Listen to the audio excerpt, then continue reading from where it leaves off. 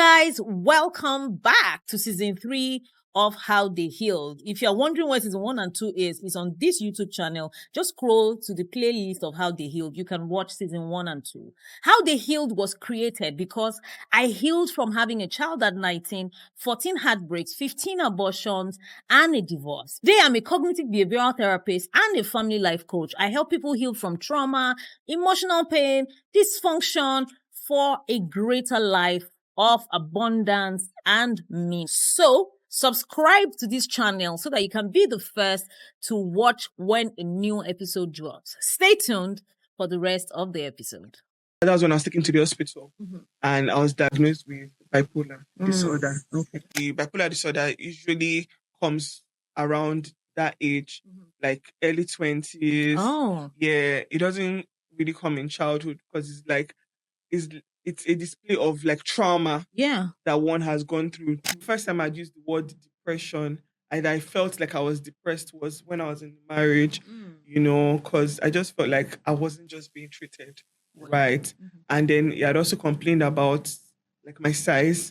So I was not like, if it's not me at this size, why did you marry me now? Ashamed about all those things because it felt like people knew my story, and like not in a way I wanted them to know. Hi guys, welcome to How They Healed. On How They Healed, we bring you guests that come to share their stories of healing, growth, and resilience. And we do this so that we can take you from a place of brokenness, a place of dysfunction, confusion, to a place of power. And today, I have somebody with me, very fantastic. I'm so excited because this has been due for like 5 years now. We've been on this matter. I have asked her, and I'm so glad and grateful that we get to do this. Ladies and gentlemen, if you are hearing of international tours, you are hearing of vacation packages, you are hearing of a woman of valor that will take you anywhere you want to go in the world, talk about Social Prefect. Ladies and gentlemen, welcome Chiamaka Obuekwe, right? But popularly known as the CEO of Social Prefect Tours. Thank you, Lara. Thank you for having me. Thank you for finally deciding to come. Been long overdue. 2020, I saw the chat. I'm like, I'll be asking Chiamaka since so, but I'm so glad. I'm so grateful, that you decided to do this today. Thank you. And I know you. where you live to get here. I'm grateful. I'm excited. I'm excited. So this is what we're going to do today. We're going to start from your childhood. Okay. What kind of a child were you? I was a bubbly child. I participated in a lot of activities. Like right from primary school, I was dancing in cultural dance.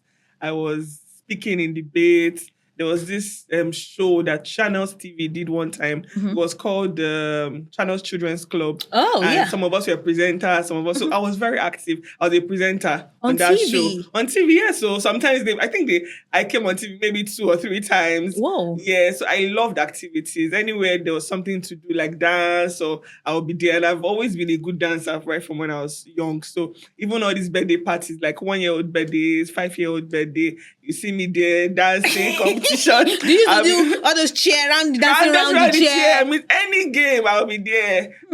So I was a very active, a very fun child. Wow, that's so beautiful. How did your family, growing up in your family, affect this bubbly nature? Okay, growing up in my family, it was good, Not everything was perfect, but growing up in my family, my parents really tried to give us a good childhood. It was not like it was vacation overseas, but what they could do within Lagos where we lived, they tried their best. Like they'll take us to Apapa Amusement Park on all these Christmas breaks. They'll take us to Water Park, Baby Den, and so many other places, Once in a while, they take us to Mr. Biggs, and that's how if you go to Mr. Biggs, you're a big person, That's what I wanted to say. So that you are from the Ajebo family. Because Mr. Biggs was a privilege back then. It was a privilege back then. So once in a while, they take us there. And we didn't live so far away from it because I grew up in Ikeja. Okay. So, they really tried. My parents tried to do their best. And they also gave us quality education. That's one thing I always praise them for. So good. Went to really good schools, my siblings and I. So I'm the firstborn, and I have 3 brothers. I'm the only girl. Oh. So I miss that part of having a sister. No, sorry to cut you, because now I see your pictures with your dad. Like you are such a daddy's girl. I'm a daddy's girl, Now yes. I get it. Yes. How does being a daddy's girl impact you in life? I I just know that there's someone there that, will protect me, will do anything for me. Someone that I can talk to that, even if he's older, he brings his own like wisdom and intellect to several aspects of my life. He advises me. He's a friend. So it's just knowing that there's someone there that would be a friend, no matter what. Did your dad whoop you like this? The way you are He 20 did. years Why did I talk about all the things that... because I'm the thinking, funniest am part I in this life? No, I'm thinking about now with my dad. Yeah. But growing up... That's what I was asking about. Oh, that's what we're asking about. That's the opposite. Really? The reverse was the case growing up. I don't know if hate is such a strong word. But at some point, I felt like I hated my dad growing up. Really? Yeah, because he was so strict. He was kind of that when you hear his own, everybody would rearrange the parlor. Everybody would start running up and down to arrange everything. You turn on the TV. That's the average Nigerian home. You start arranging everywhere because dad is back. He was quite strict growing up. And then he also gave me curfew during NYSC. He made sure that my NYSC was in Lagos. Oh. I'm not supposed to talk about things like that. Don't worry, you're free. But anyways, I did my NYSC in Lagos and he was like, oh, I can't go for all those parties. And then like NYSC now, people will throw one party here, one party there. And you want to go and sometimes those parties, they end up being late into the night. And you say, I can't come back. Like anywhere I go, once it's past 10, I should sleep there. Are you serious? It was so strict. Have you ever violated that curfew? I violated the curfew. Yeah, you look like that child. That night I slept in my mom's car. Oh my with mosquitoes biting me. My dad was quite strict. He was strict. He would tell anybody that once you're late, nobody should open the gate for you. Nobody should open the door for you. And then but he said he did all those things just to protect us. I was going to say that because that was a lot. Our dads, that's what they do then. Yeah. For them, it was protection. And then because you were a girl. Yes, and the only girl again. So exactly. He didn't want me to go astray, according to him. And thank God you did not go astray because you did not go astray. Yes, I did. So how did you discover your passion for vacation? Because I read a little bit of your story. You talked about how you were working somewhere and then you started doing this. Tell me about that journey. Okay, that journey. Thank you for asking that. Actually, I like sharing that story. Okay, so I think it started from when I was young. All those normal places we're exploring, like within Lagos. Yeah, the amusement parks and all of those things. Yes, it whet my appetite for seeing places. Then I think the first trip I ever took out of Nigeria was in final year. I never have passport. You just did it. We like you're a rule breaker, you this girl. In final year, my school, they took us to Benin Republic. So it was just like it was a 3-day trip and just seeing another country opened my eyes. I was like, it's very interesting. And that time was when you carry 10,000 naira to Benin Republic, you can buy the whole world. That was when Nigerian currency was still... Are you telling me? As in... My mom, when she goes, she'll buy turkey. She'll buy, she'll go and buy clothes. But she'll buy us turkey, chicken, you understand? Yes. Hey, so then, taking Naira... Wait. Before the abuse, Shebi Benin Republic is Cotonou. Yes. Yes. It is the same place. It is. So going to Cotonou then, it was an eye-opener and I just felt it really whet my appetite for seeing other places. So then during NYSC, I was just exploring other parts of Lagos and everything. And then when I started working, my first job was in Jumia. That was when I now started exploring properly. If I go for a wedding, like maybe in Ibadan, I won't just stop at the wedding. I'll also ensure that I explore places like the zoo, University of Ibadan, so many other places around the city. Whoa. I'll go eat amala. I'll just do like a tourist, exactly. City. Went to Abeokuta, climbed the Lumo Rock, went to other places. I was just exploring different parts of... I remember one time when we had this Salah holiday, they gave us 3 days break at work. I explored 3 cities in 3 days. Whoa. I went to Idore in Ondo State. I went to Erinjesha Waterfalls in Osun State. And I went to Ikogosi Warm Springs in Ekiti. And they were not so far from one another. So I was able to explore them. We rented a car, me and my boyfriend then. Rented a car and then went to explore these places. And it was really nice, seeing all these places.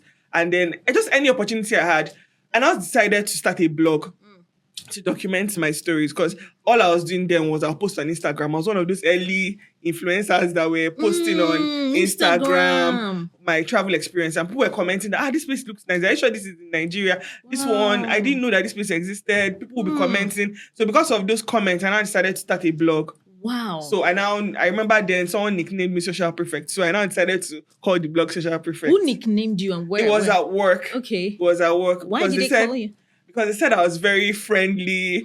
Apart from my own, I was in customer service, but like apart from my own department, I knew people in other departments. I was very, I was everywhere. So I was social. Yeah. So that's why they called me Social Prefect. And also I knew places you could go to relax, to have fun and everything. And I don't know if you remember, but like in secondary school, if there's excursion, it's the Social Prefect that would do of course. the social nights. So I was like the plug of fun things. That's why they nicknamed me Social Prefect. So I now started the blog called the Social Prefect, and then I started posting about places I would go. So from there, people now started commenting that can they join me on these trips. That's when I now decided to start it as a business.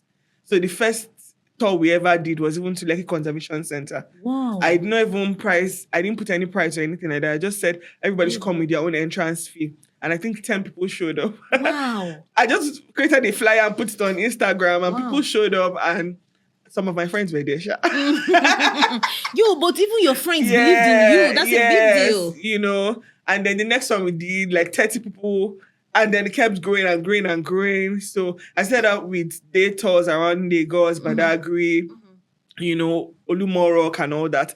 And then we now grew to doing tours around other places in Nigeria. We even went as far as the north and east. We did a tour to Enugu. We did a tour to Jos. We did a tour to Bauchi. Oh my goodness. Yes. And people loved them. Like, they were so fun, relaxing. You get to meet new people. Yeah. You get to in fact, some people have married from our tour. Are you serious? Yes, they're married from our tour. That's such they a great met thing. on our tour, and now They they're got married. married. In fact, one of them have a child now. Wow. Yes. So, you know, those are things that just make me really happy. And that's how we started. Then from there, we now started doing small. We now went to Benin Republic, that's Cotonou. Yeah. We now expanded to outside West Africa. We did a Zanzibar tour, then Dubai, then the rest they say is history. That was when I knew you were on my vision board like this, that I want to participate. You know, I can't remember which country, but I know it's not Nigeria. I'll be like, one day I will do this thing. I didn't mean that I was hustling then. I didn't have money, you know, because I just liked that somebody will use this thing, you know, as an idea. And, you know, I realized or remembered that you were featured on CNN. Yes, you know, I was so inspired. You know, thank you. Well done. You have really done very well, I must say. You. Because that's such a unique niche. Yeah. And then, I don't know, I think probably is your bubbly nature or your social nature. You also focused on the presence of your work. Yeah. Because what did you do to make that happen? Like online, you were well recognized. A lot of people knew you. How did that happen? And I realized or remembered also that probably you were an ambassador or something, or what do you call that? I would say influencer, Shan. Yes, I know influencer, ambassador for Samsung and some other brands like that. Like, I really followed your page a lot. Oh, thank you. Thank you. So I won't say I did anything. Like, I wasn't even so deliberate about it. It was just my nature. So that name Social Prefect was really real in my life because I was truly social. Yes. And then I was just posting, like, whenever we have a tour, like, I'll just be true to myself and I'll post how I really feel about it. You know, I didn't even have a social media manager then. I'll just post after the tours, and more people were getting interested. And then what also helped was people that were coming on these tours, they will post on their own pages. I will repost. Oh, yeah, so people were seeing the testimonials. Yeah. They were seeing people have fun. Yeah. So that was when they also wanted to have fun as well. So that was it was organic. Yes. I would say, you know, the growth was organic. It was really well done. I need to tell you again, well done. Thank you. Because this were one of the things I saw on Instagram that you can do it too. Do you understand? This person does this person can do this, you can also do that. And then I also saw news that you got married back then. Yeah. You were like, oh, you know, and then you were very young. How old were you back I was 25. What? When did you leave school? 25. At what age did you leave school? 20. Why was your education that fast? Was that planned or it was just? No, it wasn't planned though. Wow. It was just. I used to have phobia for children that leave school that early. Yes. But did that affect you in any way, Joe? I think so. I think it affected some parts of even like how the marriage played out because I was not yet very mature. And I had not even had experience with like dating, right? So at that young age, and then I went to Covenant University. So they were very sorry guys, shout out to I'm not dissing you. Covenant was but really what I mean good, is that private university, church university. So that can also restrict you. So I kind of followed the rules to the T with all those not having boyfriend. The first official boyfriend I had was like towards graduation period. But wait, Seth, sorry, how can you even have a boyfriend when you left school at 20? Which kind of boyfriend do you want to have? People had now. 18 years old, some 2 years old. You want a boyfriend. They had none. Wow. So some that affected your marriage. Yes, a part of it, Yes, so I would say I wasn't yet very mature in like my decision making, like in the way I chose partner, because there are lots of like red flags and everything, but I ignored them because I just felt, I think I like this person. Let's just do this. But if I had waited till I was like a bit more matured, I had experienced, a bit more things, and my mind was I was now like wiser. Yeah, I would have made a better decision. Yeah, but thank you for mentioning that, because I'm also of the opinion that people should get older before they get married. I'm telling you, I know that when it comes to having kids, people need to, maybe they'll say early marriages, biological clock. But I think my own personal opinion, I think anybody that wants to get married should at least wait till they are 30. Yeah. Because a lot of people that get married under that age, a lot of times they've not come into their own yet. You understand? They don't know what they like. They don't know what they just, I want to marry. Yeah. But from 30, you start self-discovery. That's why, a lot of people get divorced sometimes. Not everyone. But a lot of people get divorced when they get married earlier. You get what I'm trying to? Then they now start discovering themselves inside the marriage. They now start saying, this is what I like. They now start saying, because you get married, you have not started earning money. You don't know who you are yet. Yeah. Like when you are financially empowered, I'm telling you, you will start knowing who you are.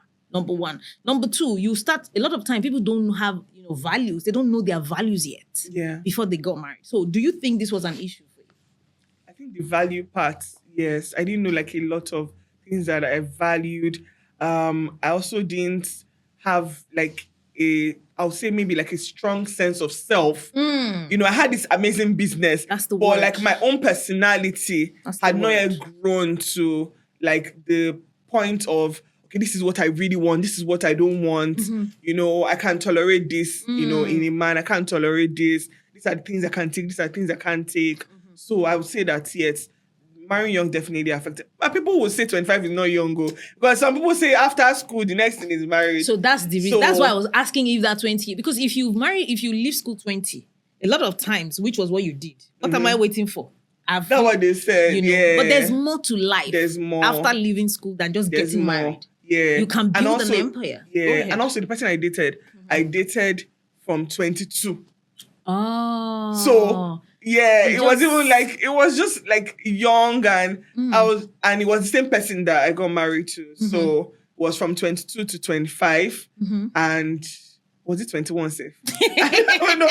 I was so young. You get. Yeah. So, but what were the red flags? Some of the red flags that you saw that you now later realized that it was a big deal. Oh yeah. Okay. So like the first thing I think was like getting angry over like little things. That was like one major red flag.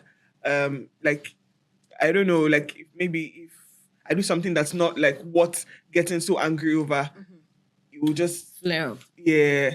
And then there was like waiting to unforgiveness. That was a major issue because like it would just be like, I'm not ready to talk about it now. And then sometimes you go 2 weeks, we're not talking about that issue. And then we're fighting for 2 weeks. Me, I want to talk, but he's not ready to talk. get that. That kind of thing. So I get that. yeah, that was like a big deal. Yeah. And then one day on Instagram, I woke up. I think somebody tagged me, or maybe I don't know. I just saw, maybe because I also follow you. I saw that you were writing a lot of things about the marriage. You were and I saw people in the comment section. I saw Auntie Betty Rabo. I saw Tara. They were like, Chiamaka, open the door. And I'm like, what's going on? Beautiful. And because you were really popular, then Insta blog had it. All the blogs had it. And I'm like, what's going on with this lady? What did you think happened?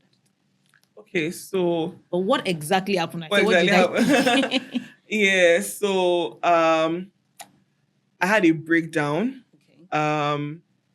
And I had a breakdown then. So where did it even start from, safe? Anyway, anything you remember, just say. Anything I remember, right? Mm-hmm. So we had been married for, I think it was 3 months now, because the white wedding was in January. Okay. And that whole episode that happened was ending of March. Oh. Or beginning of April. Also. Okay. Thereabouts. I can't really remember. Okay. Anyway, so that was like 3 or 4 months now. Yes. So I think I was reacting to the way I was being treated. But it was not even like consciously. So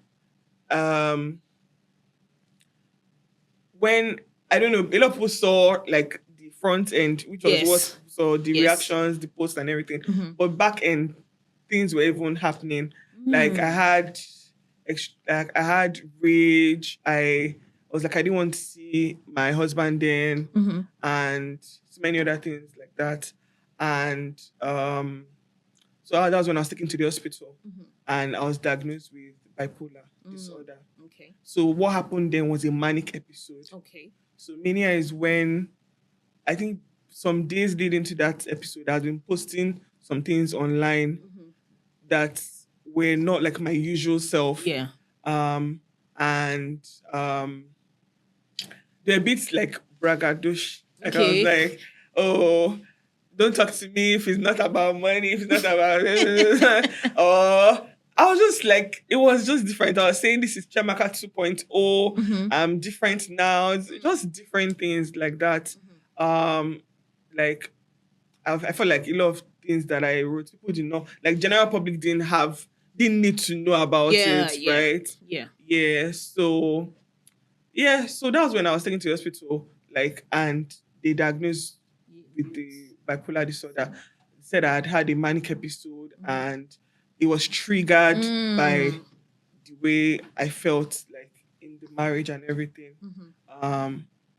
And the bipolar disorder usually comes around that age, like early 20s. Oh. Yeah, it doesn't really come in childhood because it's a display of like trauma that one has gone through their life, but it stays. That's the bad part about it.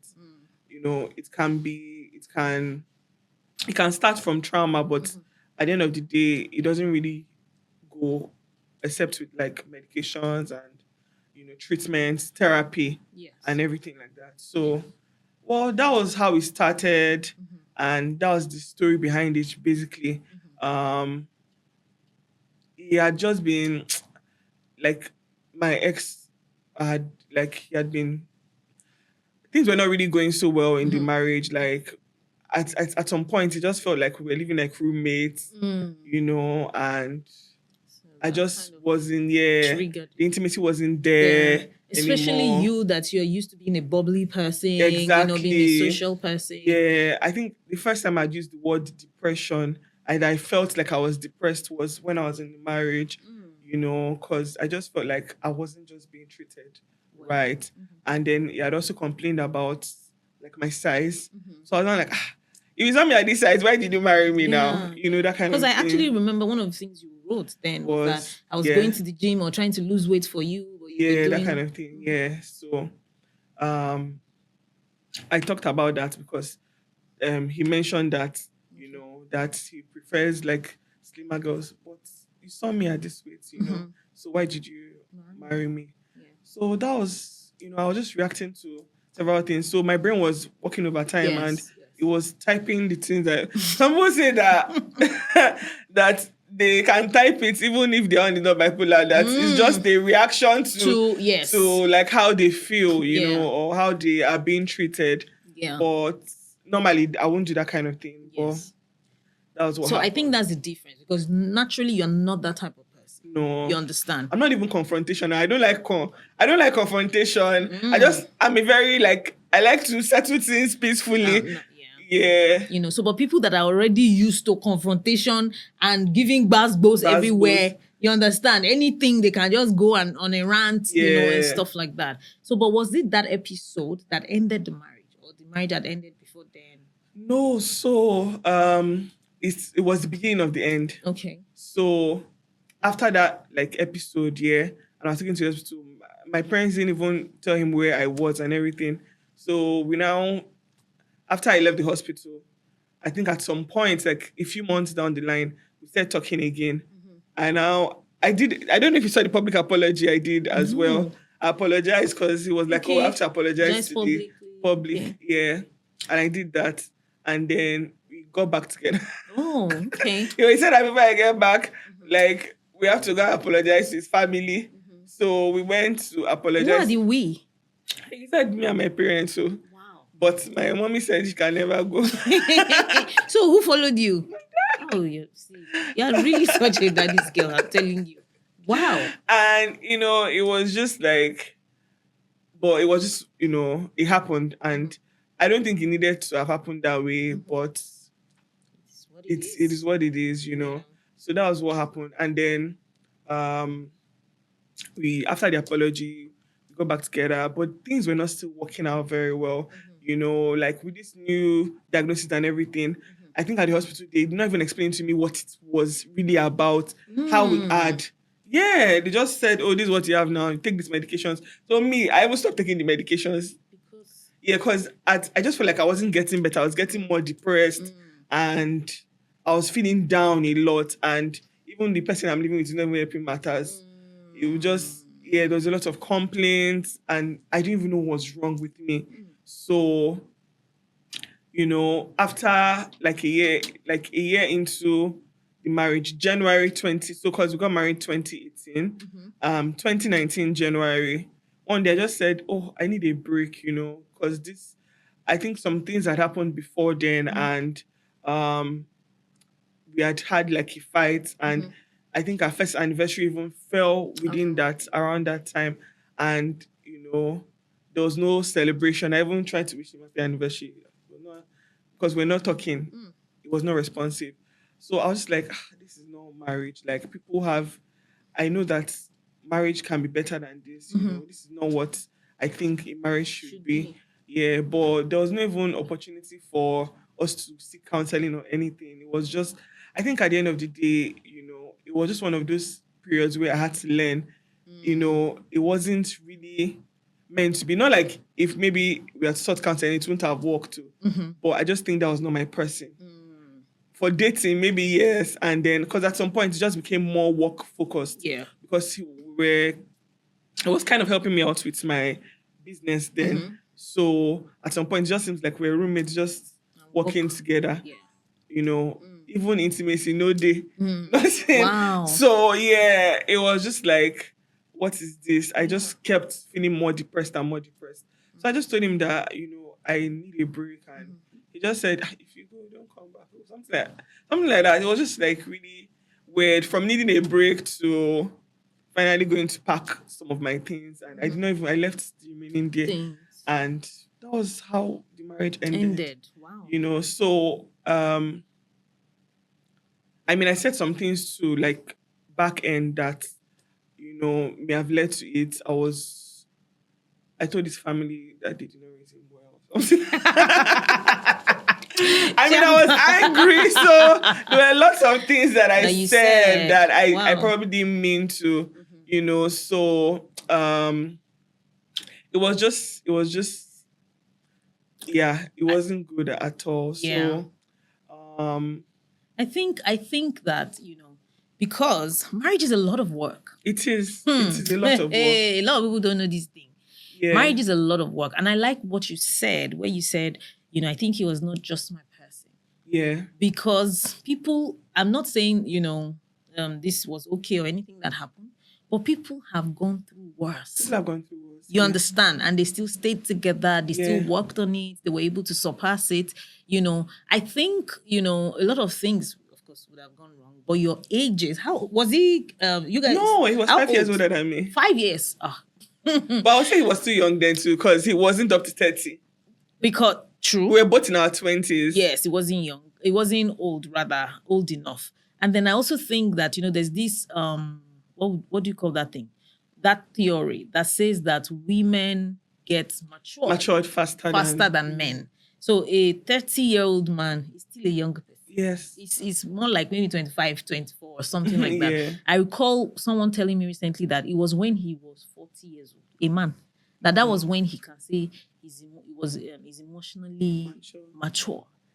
And this person had married for like maybe 8 years before then, And if you put it on Google today, you would see that the age that a man naturally matures, is about 40. Yes. Yeah. It's on Google. You get what I mean? So that could also have led to all of that, because you would see some marriages, people say crazy things to each other, but if you guys, if there was enough love, there was enough work, there was enough repair, because another thing in marriage is repair. A lot of people don't know how to repair. Yes, you have conflict, so conflict resolution is a thing, So some people don't know how to fight. Yes. So you don't know how to repair. All of those things, no matter the love, these things will affect, whatever was happening. But I'm glad that, look at you today. I saw something somewhere, sorry, before we get to that. I saw something somewhere that apart from love languages, people should ask, what is your fight language? Yes. I saw it your too. I think language? It's Jay Shetty or something. Yes. I saw it, I think yesterday or today. Yeah, maybe. See, I think we're following the same people.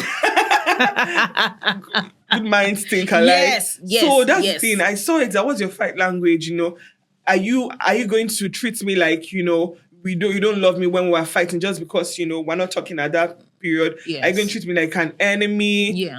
So that kind of thing. Are you still going to be kind? Going to be kind to even me. Even when we are fighting. Even when we're, yes. I think that is very, very important. That was one of the things. So really, it was a case of, this is not my person. Yeah. Because he wasn't perfect. I wasn't perfect. Yes. But we could have made it work. That's just the truth. We could have made it work. Yeah. But it wasn't meant to work out that way. That's it. Yeah. So how did you now heal from that? Because that must have been a lot. The depression, the bipolar, then the end of a marriage. And you were just how old? And it was a lot. I won't even lie. First of all, I will tell you the truth. Being very honest here and being like as vulnerable as I can be. Mm-hmm. The shame from what I posted was it weighed me down. That's true. Because, like the blogs, the attention, I just didn't want it. Yeah. And those things came out at a time when, I didn't even know what was happening around me. I'd just been given this new diagnosis that I didn't even know how to deal with it. I didn't know what it was about. Mm-hmm. No one explained it to me that it happens like this, it happens like this. So I was just like left, and then all those things I posted, they came back to haunt me. That why did you post like this? Why did you do this one? Why did you go and tell people this? All those things.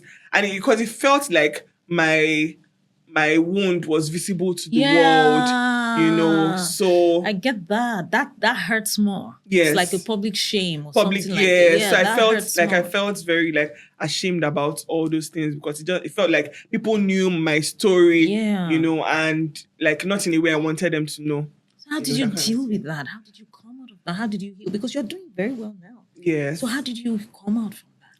Well, I'll say time with what's that thing now called? Time healed, but not just time, but like intentional healing. Yeah.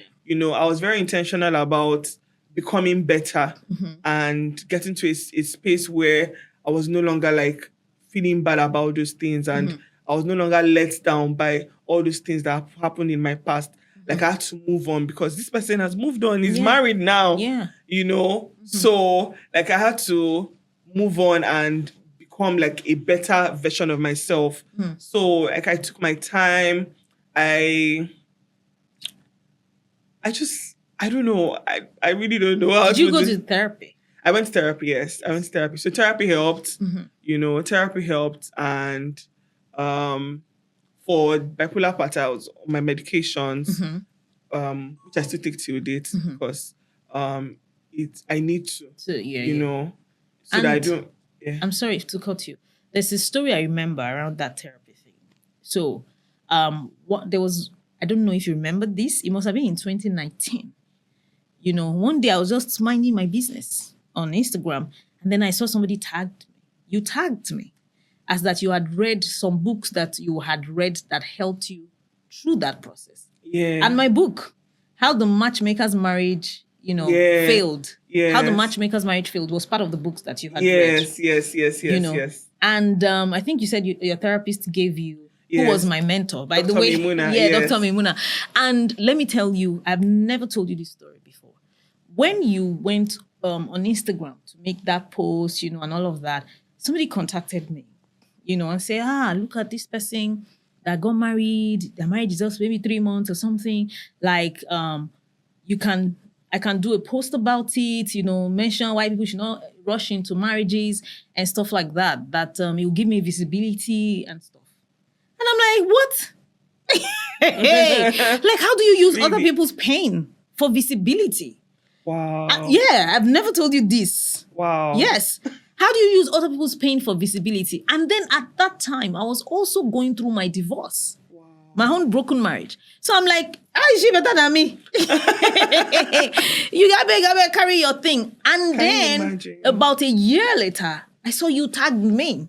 I was like, I'd read this book. And so imagine if I had done that. I always, talk about things like this. Imagine if I'd done that, thought, you people should be careful, don't rush into marriage, look at what happened, these two people, even if they had given you my book, what would have happened? Papa, make sure the book. That's it. That is it. So this is why I tell people, don't rush to go and critique people. Yeah. Don't rush to go and, you don't know where you're going to meet them in future. Exactly. Don't rush you don't even know the whole story. Especially things on social media, we don't know the whole story.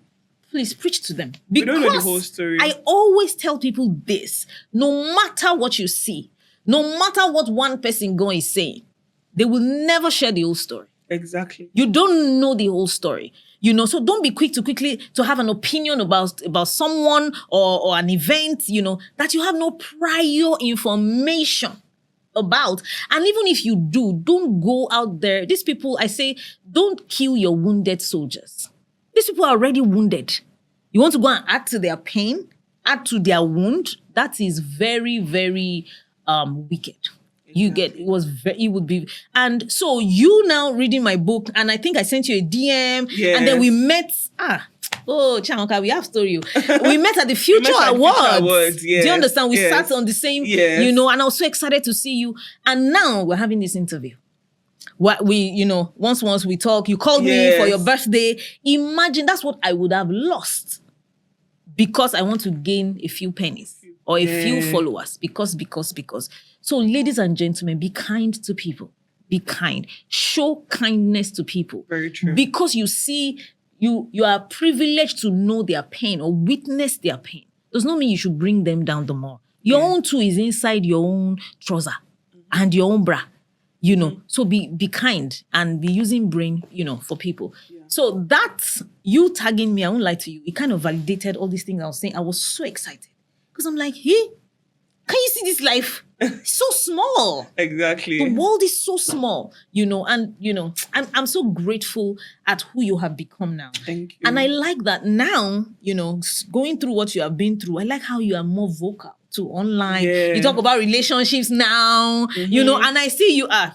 You see that your bubbly nature, I like it that. Because when you have those conversations that men, look at what they are saying, look at this one, women, relationships and stuff like that. So, how do you think this has affected you as a human now, the divorce, and all of these things that has happened to you? It has definitely made me like a more, intuitive and a deeper person. So now I don't just take things on the surface level, and I don't rush into things, I'm more like I think more before doing things.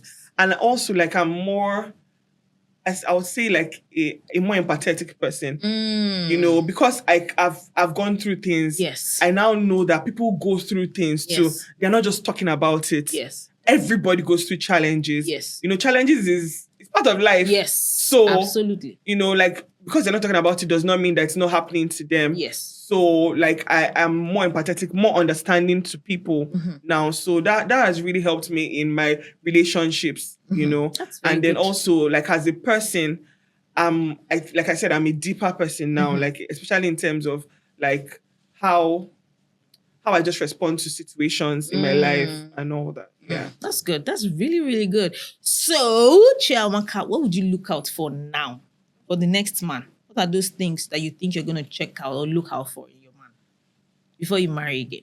Okay, so before I marry again, I think number one thing is like a kind partner. Okay. Kind and understanding partner. So kindness is very important to me because like that means that the person, even though like things may not go well all the time, yes, the person will still be looking out for me, for my best interest, and that the person would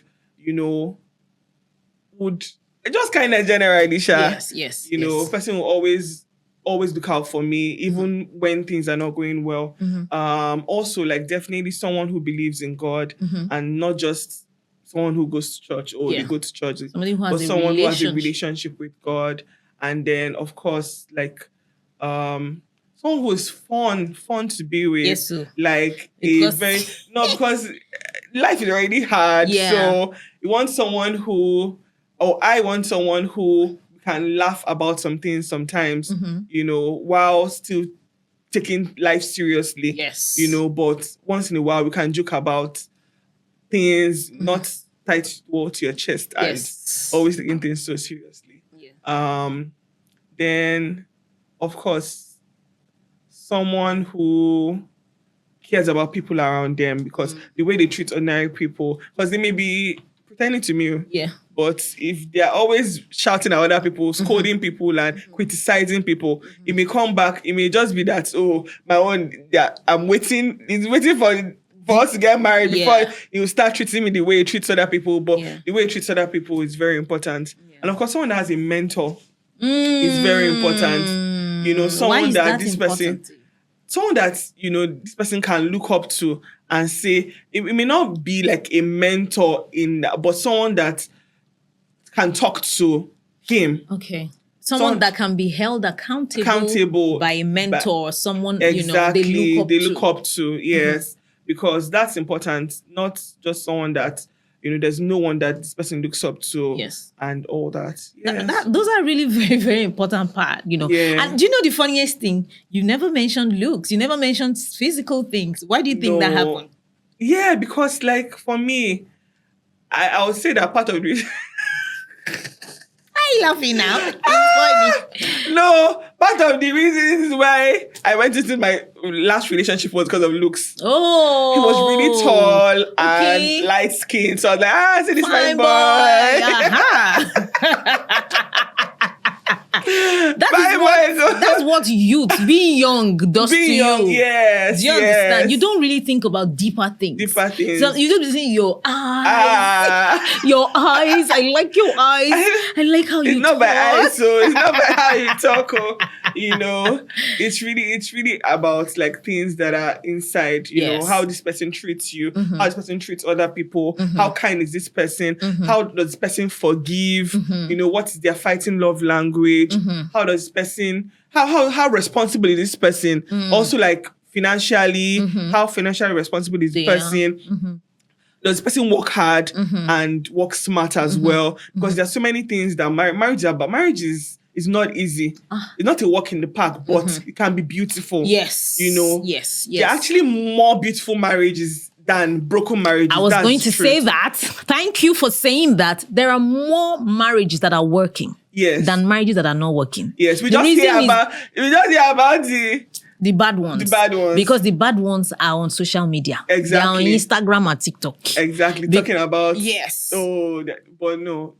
More marriages are working. Yeah. Just that they are enjoying their marriage so much that they don't want to talk about it. They don't have time to be every day. My love. Is it? Is it every time you want to be using your mind to do content when you're not a marriage content creator? Do you understand? Exactly. So there's no much time. I even remember, even in my marriage too, sometimes I'll be like, let me quickly, my husband, He's like, I beg you, I know wear clothes. So carry yourself, come up for here. Exactly. You understand? Because it's just natural everyday thing. Every day. You know, so you don't have the time to be every time like, except once in a while. Exactly. You know, so, and I like the fact, because that's why I asked you that you didn't mention looks. The reason, because when you've been through a divorce, the way you think is different. Exactly. A lot of times you've learned, you are now more mature, you know what you want from life. And then when you're also older, sometimes old age, not all the time, but old age can bring wisdom. Yes. You get what I mean? So I'm just grateful that you are, this is where you are now. And you're having this type of conversation. Yeah. Well done. Well done. Okay, so we've gotten to that segment of the game where I'm going to be asking you questions. Okay. You get what I mean? So we want to test whether social prefect is really, really social. Okay. Okay, so number 1, which country is the most visited in the world? France. Hey, I like this. What is the only continent with land in all 4 hemispheres? With land. What's the only continent with land in all 4 hemispheres? Africa is Africa. It's Africa. Oh yes, my God, I wanted to say Africa. Can you imagine? Africa, but I was like, next time, don't ever second guess. Just say what comes to your mind. Okay. What is the tallest mountain in Africa? Tallest mountain in Africa is Kilimanjaro. Of course. Which animal is known to laugh when tickled? Yeah. It's rats, yo. Rats? Who tickles rats? Oh my God. What's wrong with my producer? Don't give me rat question again. I have phobia for rats. Who is there and tickle rats? It's so funny, I swear. Which Nigeria festival is famous for its vibrant masquerades and attracts tourists from all over? Ayo Festival. Yeah. What does the word safari mean in Swahili? Safari. Safari, yeah? Mean in Swahili. Right. Well, it's close. Journey. A journey, okay. It's close. What African country is known as the land of 1,000 hills? Rwanda. Whoa. Yeah, really? What is the largest desert in the world? Kalahari. No. Antarctica. Antarctica. Yeah, it's a cold desert too. What is the only fruit that has a seeds on the outside? I should know this. Yeah. Say it. If you know this, I should know this. I should know this. No. Strawberry. Oh, strawberries, yeah. What is the smallest country in the world? Smallest country? I know the Vatican. Yes, you're right. Vatican City. Okay, so this place is guess the social media slang. Okay. Maybe you are social. Let's see how social you are. What does DM mean? Direct message. Of course. What does FOMO means? Fear of missing out. Good. TBT. Throwback Thursday. SMH. Shaking my head. BFF. Best friend forever. ICYMI. In case you missed it. Jesus, I'm just hearing that for the first time in my life. GOAT. Greatest of all time. LOL. Laughing out loud. YOLO. You only live once. TBH. To be honest. You got everything. You are really social. See, give me a high five. You are really a social prefect. Oh my goodness. Like all these things, this social media, are you a social media like kind of person? Yes, I am. You are. In fact, why am I even asking that question? You are a social butterfly. So I just want to say thank you so much for coming. Oh, thank you. I had a great time, actually. I did too. Remember I was trying to tell you that don't worry, it's just going to be gist. Because people always have this fear of, when I come, what are you going to ask me? Or, people want to prepare, and I realized that I think that always makes you have rehearsed answers, but look at it now, it just flowed and all of that. So thank you so much for doing with me. Laura. And I want to say that I'm so proud of your journey. Thank you. And I'm so grateful that you have decided to be this vulnerable because not everybody can do this. Yeah. And I totally get that. You get. So, ladies and gentlemen, you have heard what Social Prefect said. Look at the things I learned from her story is that she never allowed this to just wipe her out because some people would have gone through this and that's the end. You'll never even see them online again. Some people abandon that, what do you call it now? That popular social media name. I've seen people do that. And they just go on that G somewhere. They don't even show up. But look at her today. She's wiser. She's, she knows what she wants from life. She's a bubbly person. And she's getting better every day. Trust me. If she can do this, you can do this and so much more. This is why we bring people like this for you on How They Healed. And I'm so proud to have this conversation with you. And I always say, before I leave, that it is never too late to start over. Bye for now and see you on the next episode.